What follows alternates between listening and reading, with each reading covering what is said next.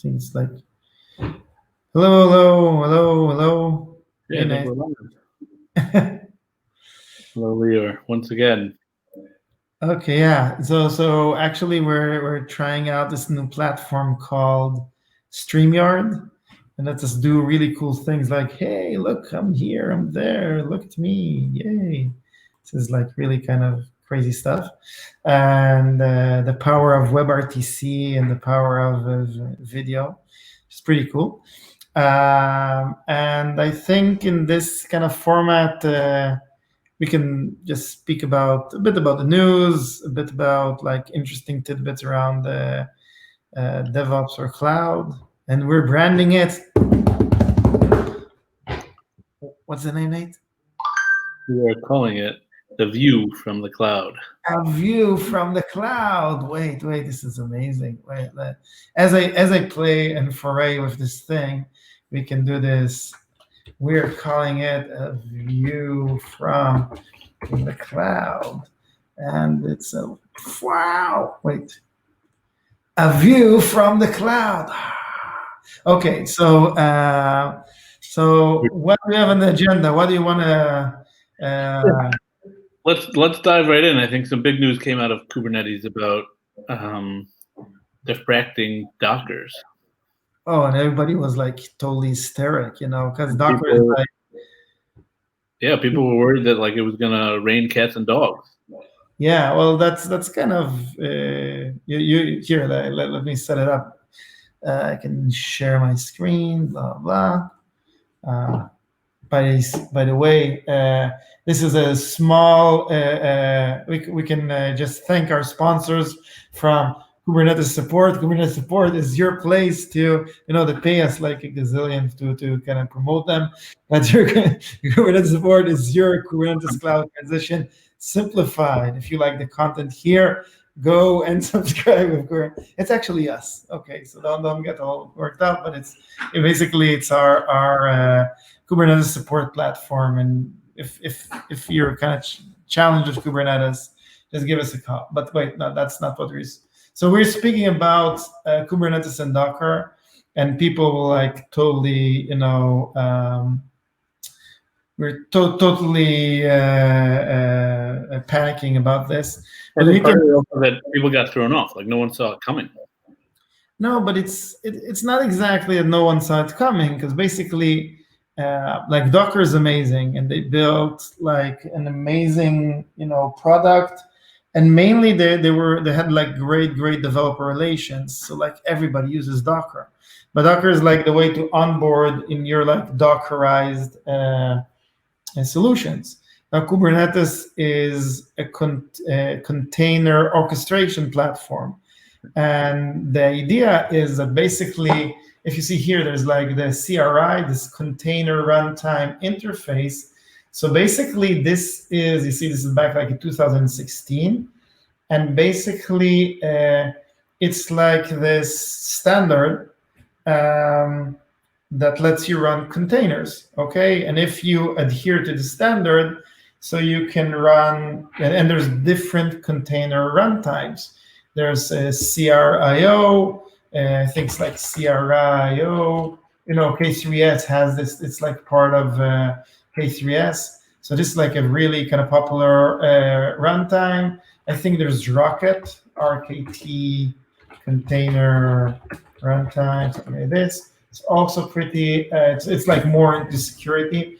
But basically there's these kind of container runtimes, and Kubernetes itself, in Docker itself, it's like, it kind of pretty much, I don't know, didn't invent this, but it popularized the notion of building things with containers, but it itself isn't CRI compliant from what I understand. And the whole idea is they have something called Docker Shim inside of Kubernetes, okay? And here, it's speaking about Docker Shim. So what's being deprecated is Docker Shim, okay? And Docker Shim, and the Shim just generally is this like connector thingy that lets you, okay, so I can run Docker, and it will kind of translate it into, if I understand it just correctly, that's the idea, is that I can run Docker, and then it can run in Kubernetes natively. Now, we work with Rancher and with K3S, which is this Kubernetes on edge kind of solution, and they work natively with CRIO.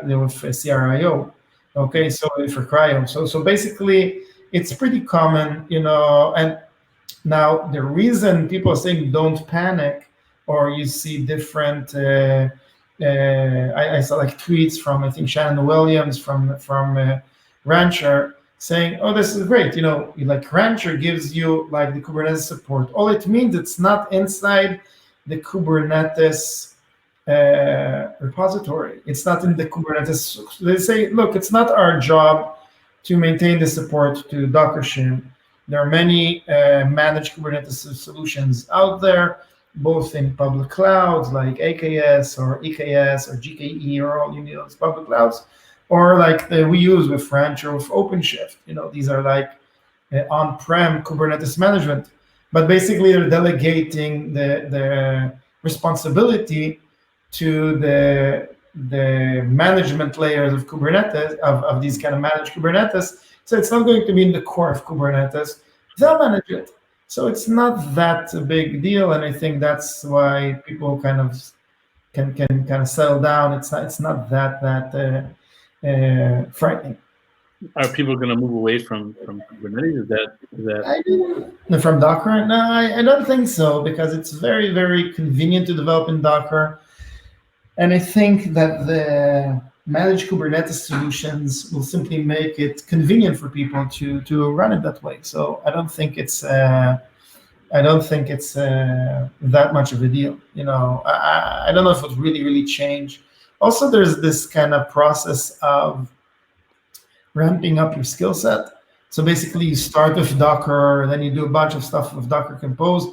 By the way, the Docker Compose will something cool in Docker Compose, which is our tip of the day. Yeah, so that will be soon. We'll do the tip of the day.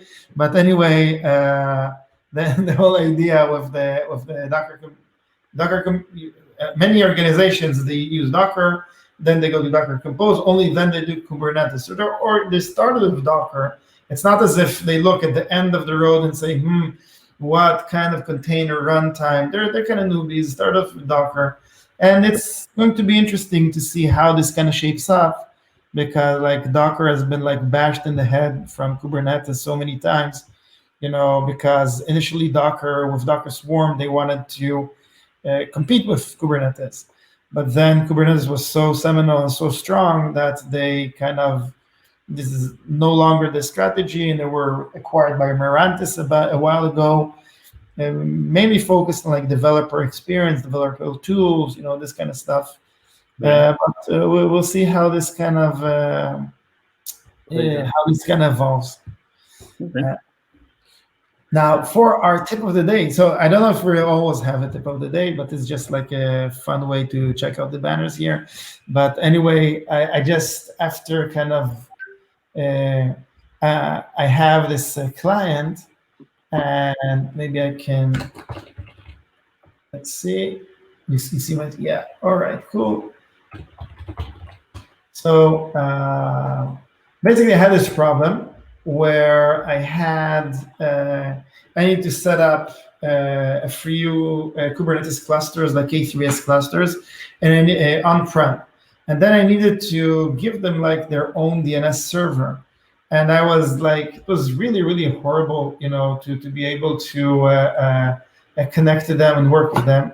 But initially I found a really elegant and cool solution, and it's called DNS Mask. Okay, so that would be here, DNS Mask.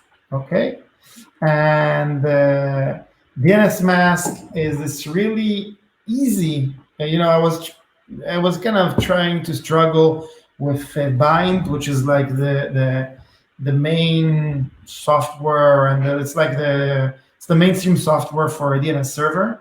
And basically what I want to do is I want to connect between my Kubernetes clusters, like there or like Docker or different hosts, to my own custom DNS server in an on-prem environment. And I couldn't get Bind to work. It was just kind of battling it for a few days, and it was very frustrating. But what happened in the end is I just kind of changed the direction. I looked at DNS Mask. So if you look here, why do you think DNS Mask ended up working out? Why do you think DNS Mask ended up solving the problem? No, this was like that simple. So it's just a matter of oh, no, this is not one. So basically, the whole idea of this DNS Mask, I want to have this machine as the DNS server. So basically, I just set up my Docker Compose file. I wonder if I can make it slightly bigger, Control plus. Okay.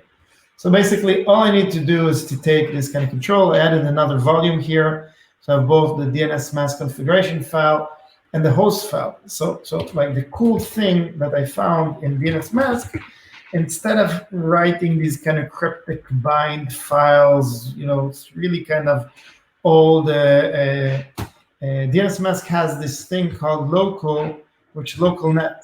And the cool thing about it is all you need to do is then in your etc hosts inside the Docker that I'm running, to just add these hosts. So here I added these different hosts, and now I can access them. So I do like here host nuke K3s. I'm just kind of from one machine asking the other machine, what's the IP, and it's doing the name resolution. And this was very frustrating to me. And in the end, it was just kind of solved like in 15 minutes. So this is like a big thing about DevOps in large, that you just need to use the right tools for the job. So basically, speed it up. Yeah. So what do you say, Nate? That when you use the right tools, it speeds up your process. Yeah, but basically it's also kind of helps you, because it's like really frustrating, because just kind of sometimes you use the tools or of, and somebody like in the open source world just created this little trinket which is so simple and elegant to use, and with that's basically what happened. So that really solved my problem. So you can. Did you know of the DNS Mask beforehand, or something? No. It's just kind of. I think I was Googling for like something like, was it like simple DNS Docker? Because I have a bunch, and Google just kind of popped it up, and then I went down there. So sometimes, and this was like a very elegant solution that kind of freed us up. So basically. Yeah, so basically that. So I think we're about to wrap up with a final word from our sponsor. Paid support. Google, Nokia, no, what? It is our sponsor. This show has been brought to you by K8 Support, which is basically whenever you have any Kubernetes question, anything, this new world, and we provide these kind of simple solutions like this DNS Mask. We provide this kind of simple solutions.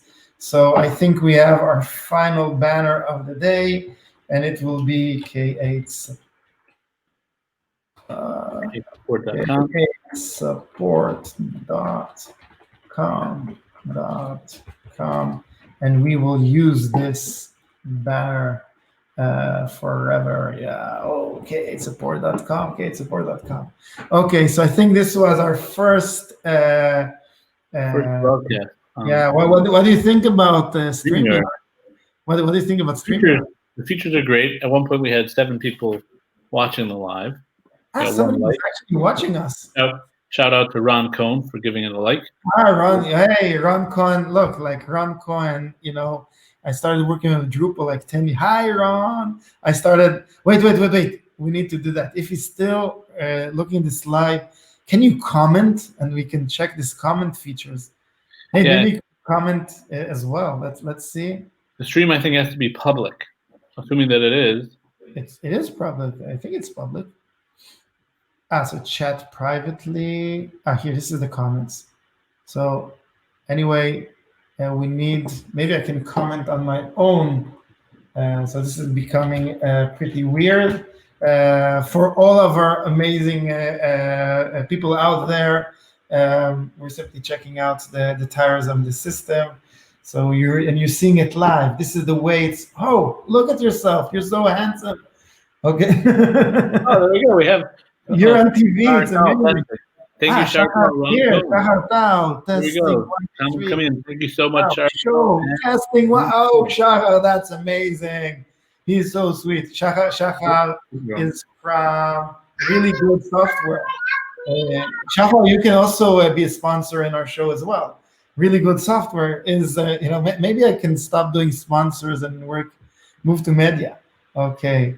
And wow, Ron Cohen. So Ron Cohen worked with me back in the Drupal days and in the Swifto.